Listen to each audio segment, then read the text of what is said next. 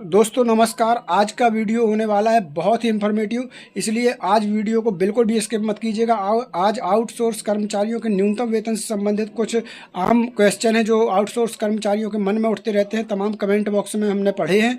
उन्हीं क्वेश्चनों से संबंधित आज का वीडियो ये बनने जा रहा है, जिसमें आपके सवालों के छोटे छोटे सवालों के जवाब देने की कोशिश हम करेंगे। जैसे सबसे पहला प्रश्न उठता है कि जिन जिलों के न्यूनतम वेतन वृद्धि के आदेश जारी हो गए हैं, तो क्या सिर्फ उनको भर न्यूनतम वेतन बढ़कर मिलेगा और जिन जिलों के अभी तक जारी नहीं हुए तो क्या उनको नहीं मिलेगा? तो इस सवाल पर भी हम चर्चा करेंगे कि इसका आखिर ऐसा क्या होने वाला है। क्या जिन जिलों में आदेश जारी नहीं हुए उधर क्या पुराना वेतन दिया जाएगा या फिर बढ़ा हुआ वेतन दिया जाएगा? इसके बाद साथियों एक सवाल और बहुत ज़्यादा आउटसोर्स कर्मचारियों के मन में उठता है कि न्यूनतम वेतन का एक्चुअली में फ़ायदा किसको मिलना है। क्या है, कई कर्मचारी हमारे ऐसे हैं जो ग्राम पंचायत में कार्य कर रहे हैं, पंप ऑपरेटर हैं, छात्रावास में रसोइया हैं, इस प्रकार के तमाम कई कर्मचारी हैं और कमेंट बॉक्स में प्रश्न एक पूछते हैं कि सर क्या इस आदेश का फ़ायदा हमको मिलेगा, क्या इस बढ़े हुए न्यूनतम वेतन का फ़ायदा हमको मिलेगा? तो किन किन को इसका फ़ायदा मिलेगा आज के वीडियो में वो भी चर्चा करेंगे साथियों। इसके बाद एक सवाल और है कि ये अचानक से जो है जो कहना चाहिए कि केंद्र के समान न्यूनतम वेतन देने की मांग क्यों उठ रही है। जो बेस ईयर का सवाल है कि क्या मध्य प्रदेश में 2001 का बेस ईयर लागू होने से प्रत्येक आउटसोर्स कर्मचारी को लगभग 10,000 रुपये का नुकसान हो रहा है, इस पर भी चर्चा करेंगे। अगर मध्य प्रदेश सरकार 2015-16 का बेस ईयर लागू करती है तो क्या 10,000 वेतन पाने वाले कर्मचारी को सीधे 20,000 वेतन मिलेगा? तो इस पर भी क्या है आखिर ये फार्मूला, इसकी चर्चा भी करेंगे। साथ में आज एक चीज़ और बताएंगे साथियों कि ये अचानक से 11 महीने का नहीं 5 साल का एरियर आखिर आउटसोर्स कर्मचारियों ने क्यों मांगा, क्या आधार है इसके पीछे? आखिर कोई आधार होगा तभी ये सभी आउटसोर्स कर्मचारियों ने 5 साल का एरियर जो है वो मांग लिया है सरकार से। इनका कहना है कि 11 महीने का नहीं 5 साल का एरियर दो। तो किस आधार पर ये एरियर मांगा गया है उसकी भी चर्चा करेंगे, वीडियो पर बने रहिएगा। चलिए जल्दी से शुरू करते हैं वीडियो को। उसके पहले एक छोटा सा अनुरोध है साथियों, वीडियो को लाइक इतना शेयर कीजिए कि हमारे हर कर्मचारी भाई तक ये वीडियो पहुँच सके। दोस्तों अगर आप चाहते हैं कि ऑल इंडिया आउटसोर्स कर्मचारी की खबर सबसे पहले आपको मिले तो हमारे इस फेसबुक पेज को जरूर जाकर फॉलो कर लीजिएगा, क्योंकि यहाँ पर खबरें हम तुरंत अपडेट कर देते हैं। वीडियो बनाने में थोड़ा सा समय लग जाता है, वीडियो लेट आ पाते हैं, लेकिन इस फेसबुक पेज पर खबरें सबसे पहले अपडेट होती हैं। इसकी लिंक मैंने वीडियो के डिस्क्रिप्शन में लगा दी है। वीडियो के डिस्क्रिप्शन में जाइए, पहली लिंक पर क्लिक कीजिए और तुरंत जाकर इस पेज को फॉलो कर लीजिए। साथियों हमारे टेलीग्राम चैनल और व्हाट्सएप ग्रुप चैनल को भी फॉलो करना मत भूलिएगा, सभी की लिंक वीडियो के डिस्क्रिप्शन में मिल जाएगी। टेलीग्राम चैनल में हम सबसे पहले कोई भी आदेश आता है, कोई भी आदेश हो, छोटा बड़ा, एक जिले का, प्रदेश का या ऑल इंडिया के जितने भी आदेश हैं टेलीग्राम चैनल पर तुरंत डाल दिए जाते हैं। तो Telegram channel, WhatsApp group channel और पेज को जरूर फॉलो कर लीजिएगा। चलिए अब बात करते हैं मुद्दे की, आते हैं अपने मेन मुद्दे में। सबसे पहली बात करेंगे साथियों कि क्या जिन जिलों के न्यूनतम वेतन अभी जारी नहीं हो, न्यूनतम वेतन वृद्धि के आदेश जो अभी जारी नहीं हुए, तो क्या ऐसे जिलों के आउटसोर्स दैनिक वेतन भोगी कर्मचारियों को बढ़ा हुआ न्यूनतम वेतन नहीं मिलेगा? क्या है इसका जवाब? तो साथियों मैं आपको बता दूं कि जिन जिलों में न्यूनतम वेतन वृद्धि के आदेश जारी नहीं हुए हैं उनको भी न्यूनतम वेतन जो है बढ़कर मिलेगा, क्योंकि मध्य प्रदेश श्रमायुक्त इंदौर हैं जो, उनका एक आदेश आ गया है पूरे मध्य प्रदेश के लिए। और दूसरी चीज़ मैं ये कह दूं कि आप कुछ दिन के अंदर देखेंगे मध्य प्रदेश के तमाम ज़िले जो हैं अपने आदेश निकाल देंगे। बिल्कुल निश्चिंत रहिए, ये मत सोचिए कि हमारे ज़िले का आदेश नहीं आया तो क्या होगा, क्या नहीं आएगा।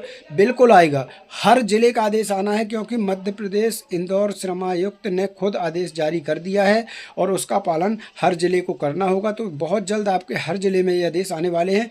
लगभग मेरे को लगता है 14 से 15 ज़िले, तो आज मैंने एक वीडियो डाला है 14 से 15 ज़िलों के आदेश, उस वीडियो में मैंने दिखाया है, उसमें जाकर देख लीजिएगा। अगर आपके ज़िले का आदेश आ गया हो तो देख लीजिएगा, नहीं भी आया हो तो चिंता मत कीजिएगा, कुछ दिन के अंदर से मध्य प्रदेश के तमाम ज़िलों के आदेश आ जाएंगे, इस चीज़ से आप निश्चिंत रहिए।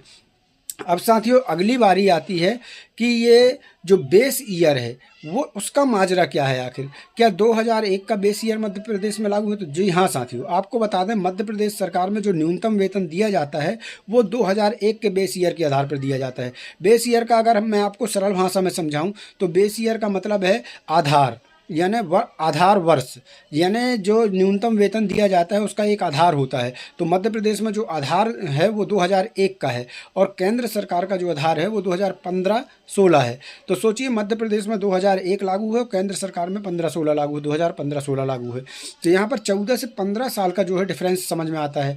अगर साथियों मैं आपको बता दूं कि 14 से 15 साल के डिफरेंस से आपको नुकसान ये है कि जहां केंद्र सरकार में अकुशल कर्मचारी को करीब करीब 20 से 21 हज़ार रुपये उसका प्रति माह वेतन मिलता है, तो वहीं अगर राज्य सरकार में अकुशल कर्मचारी है तो उसका 10 से 11 हज़ार रुपये जो है उसका न्यूनतम वेतन बनता है। इतना बड़ा डिफरेंस है, मतलब सीधा सीधा दोगुना का। अगर मध्य प्रदेश सरकार 2015-16 का बेस ईयर लागू करती है तो फिर केंद्र के समान वेतन हो जाएगा, यानी कम से कम 20,000 रुपये प्रति माह जो वेतन है वो अकुशल वालों को मिलने लगेगा। इसलिए ये मांग इस समय जोर शोर से चलाई जा रही है कि मध्य प्रदेश सरकार को 2015-16 का बेस ईयर लागू करना चाहिए और केंद्र के समान न्यूनतम वेतन मध्य प्रदेश में भी लागू करना चाहिए। तो यहाँ पर आपको बेस ईयर का मामला समझ में आ गया होगा। इसके बाद साथियों बात आती है कि जो न्यूनतम वेतन है हमारा, तो उसमें एक चीज़ और मैं जोड़ना चाहूँगा। जो एरियर को लेकर मध्य प्रदेश में 4 प्राइवेट यानी 4 कंपनियों ने भी आदेश जारी कर दिए। जी हाँ, उसमें से सबसे बड़ी बात यह है कि 4 में से 3 आदेश तो मध्य प्रदेश के बिजली विभाग की कंपनी के हैं। वो कंपनी सबसे आगे अभी निकल कर आ रही है जिसने 3 आदेश रेगुलर जारी कर दिए।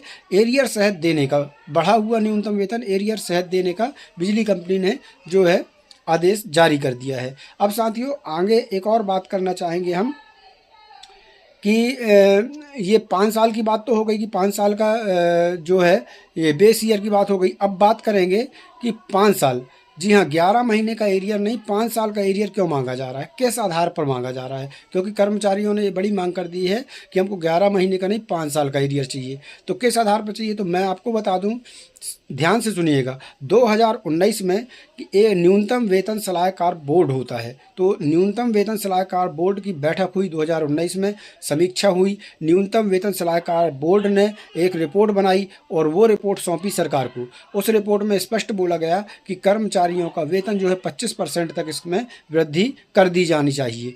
ये रिपोर्ट जो है न्यूनतम वेतन सलाहकार बोर्ड ने 2019 में राज्य सरकार को सौंप दी।